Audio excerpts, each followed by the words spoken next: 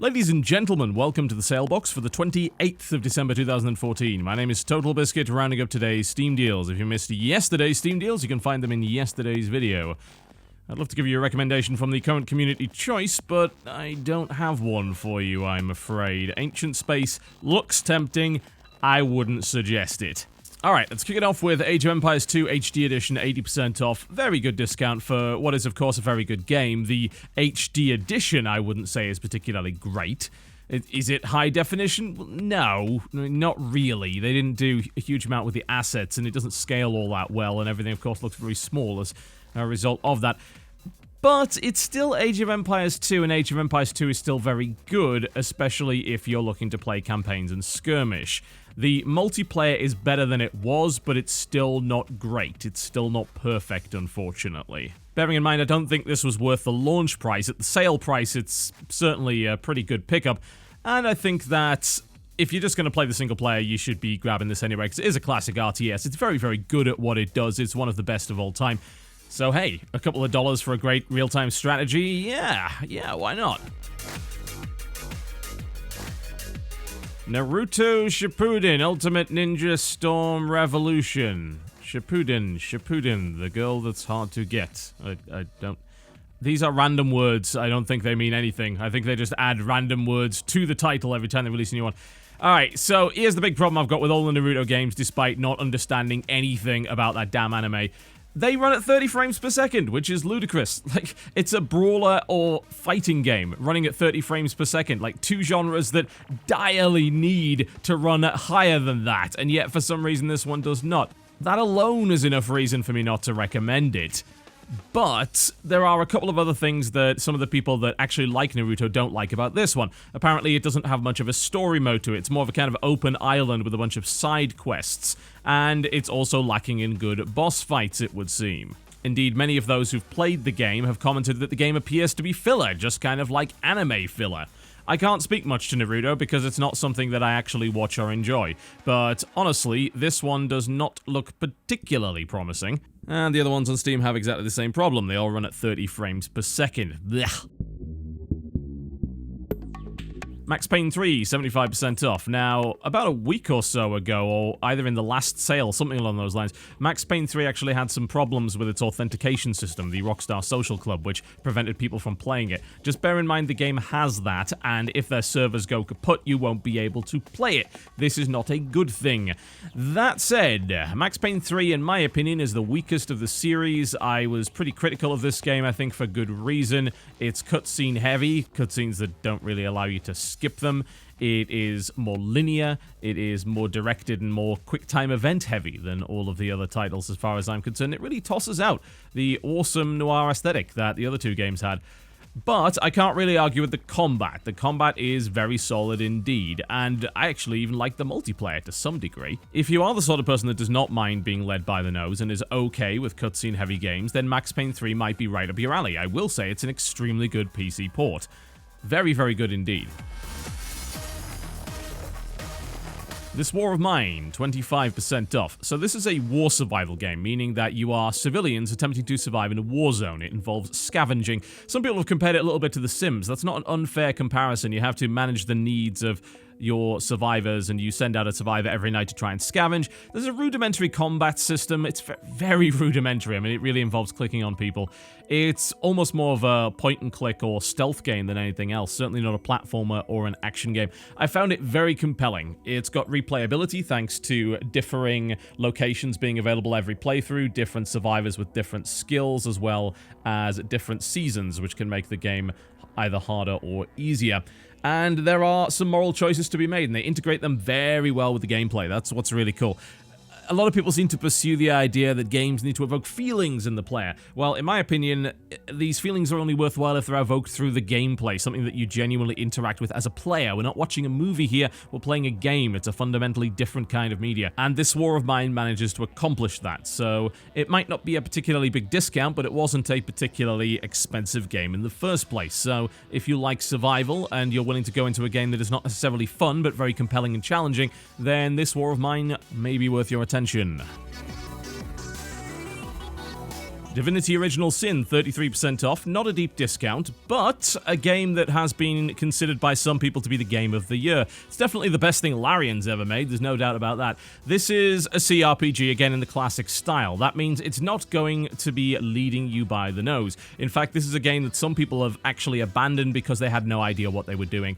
The game doesn't give you a lot of direction at all. You have to discover things for yourself, but that gives you a great degree of freedom. It has a very cool tactical combat system, and it allows you to kill pretty much any NPC in the game, but even if you kill a quest giver, there are often other ways to figure the quest out anyway, which is a very cool thing indeed.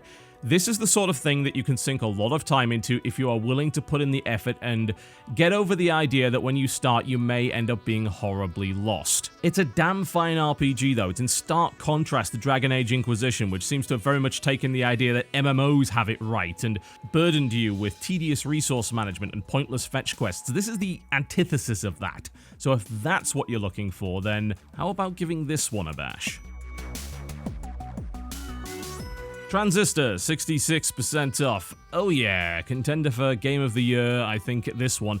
It's good, it's very, very good. It's of course the follow-up to Bastion, and it's not really all that much like Bastion at all. Aesthetically, you might see some remnants of that, and of course the sound design is very Bastion-esque, but the game is not the same at all. Whereas Bastion was a simple action RPG, really, Transistor has a very intriguing combat system that involves comboing different abilities together and doing so in this sort of pause menu, which allows for tactical decision-making and planning out your moves. You can play it in real time, but I wouldn't really recommend it. It's not as good in real time as Bastion is, because Bastion was designed to be played in real time with dodge rolling and weapons that fired where you pointed them, whereas Transistor isn't that. It's a hotkey based game. So it's better off being played with the tactical mode. Great story, a short game certainly, but it does have replayability thanks to the way that it remixes the content in New Game Plus. Yes, I would recommend it at this price without a shadow of a doubt, even with just one playthrough. Tomb Raider, 80% off. Bargain price for this game, which is a high-quality AAA, no doubt. It's more of an action game, certainly, than the other Tomb Raiders. There's less actual raiding of tombs going on with it. There's less platforming, and for those things, I'm actually very thankful, because I didn't actually like that in the original Tomb Raider games. So I'm glad to see those gone. What you've otherwise got is an Uncharted-esque game when it comes to its shooting and platforming. I don't know if I'd even call it platforming, I'd just call it terrain navigation. And it's got a little bit of an open world going on with it. So there's side objectives, there's crafting, there's things to find. It's well put together, although what I will say is the first hour or two is very weak because it's focused primarily on quick-time events and nonsense along those lines. Once you get past that point, it opens up quite nicely. Now, the Game of the Year edition is a complete waste of money because all of the content that you get is for multiplayer. The multiplayer is basically dead, so you don't need to worry too much about that. Picking up the game on its own is more than enough.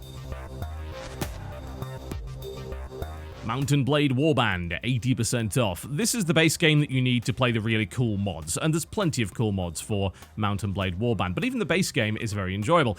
It is about raising an army, it's about creating influence within a medieval world that has some basis in medieval history, but it uses a bunch of fake names for races and tribes and things like that. You start off with a horse and a weapon, and you go and try and make your fortune in a hostile world. It's really kind of great. It's a little bit sandbox, a little bit open world, and as I said, the modding scene for this game is absolutely phenomenal. I would, without question, recommend that you try it. I'll still say the combat system is a little bit clunky, and there are other games that have come afterwards that have maybe done it a little better, but the mounted combat is a lot of fun. I particularly like lance combat, horse archery, and getting a very large bardiche and taking people's heads off as you fly past them. It's really engrossing.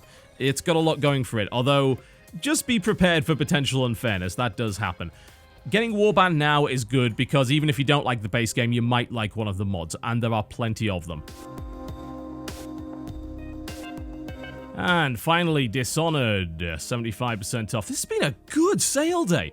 Almost everything on here is actually worth having a look at. Dishonored is no exception. Both the DLC and the base game are very, very good. The only DLC worth dodging, really, is the Dunwall City Trials. They're not particularly compelling. It's unfortunate that the DLC is only 50% off as opposed to 75%.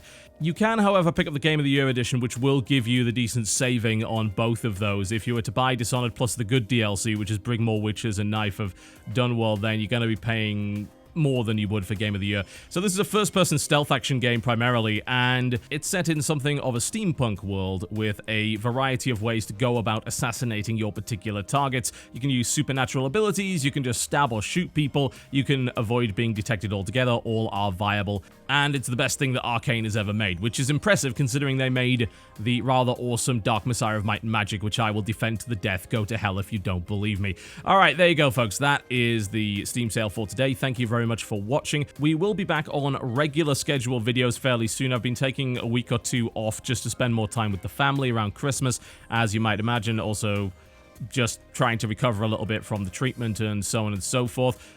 Rest assured, we've got plenty more videos coming for you, and it won't just be Salebox for the next few weeks. I'll see you next time.